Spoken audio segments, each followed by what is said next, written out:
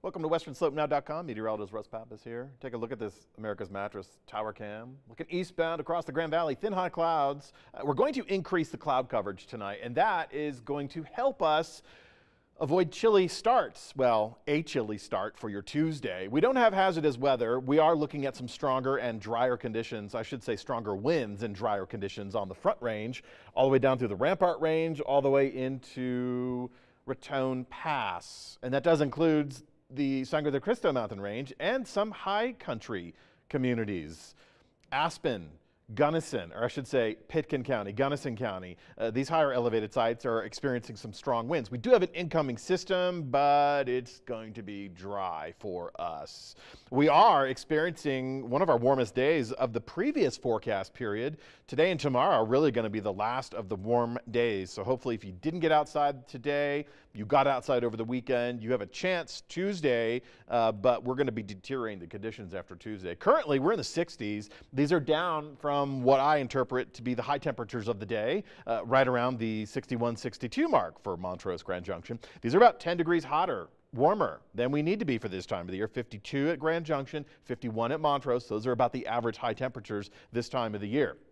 Now, we don't have a lot of wind for us on the western slope, but again, the high country communities and points to the east of the divide are going to be experiencing some stronger winds. 5 to 15 is about the norm. Nothing stronger than 30 miles per hour. We will increase the wind speeds Tuesday. We do have an approaching cold front, so that should get us breezy. We should see some top wind gusts between 25 and 35 miles per hour, but for some of us, it'll be hard to achieve that 25 mile per hour blast, so it's not really a windy day for us. Winds are primarily going to be in the upper levels of the atmosphere, and that means the high country. So if you're in Glade Park, 7,500 feet or higher, you should anticipate some breezy conditions as well. So mountains, backcountry, etc., etc.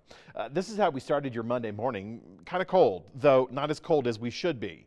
Montrose is generally 26 degrees Fahrenheit. Montrose is generally 28 degrees Fahrenheit.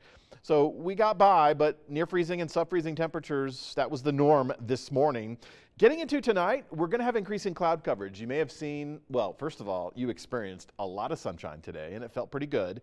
We're adding cloud coverage tonight in response to the approaching cold front, so that should help boost our low temperatures, and we should get them 10 degrees more than the average.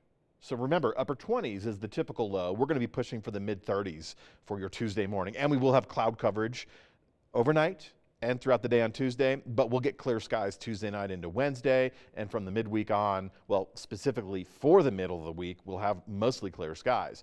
We'll still have at least nice temperatures. Now, I anticipate this cold front coming through Tuesday night into Wednesday morning, and that's going to be where our colder temperatures are experienced, Wednesday morning and beyond.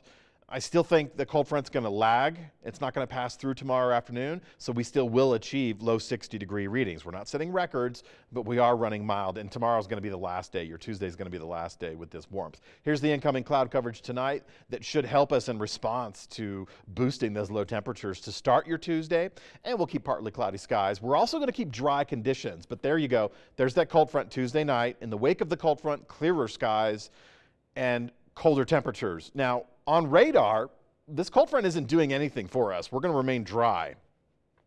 If I'm looking for snow, I'm going to look in the northern zones, Craig, Steamboat Springs, Rocky Mountain National Park, less than 5 inches of new snow. That's about it. And here's a look at what's going to happen in the northern, very isolated mountains. I think eastern Garfield County could get brushed with a little bit of snow, but this is mostly for the northern zones and along the Wyoming border.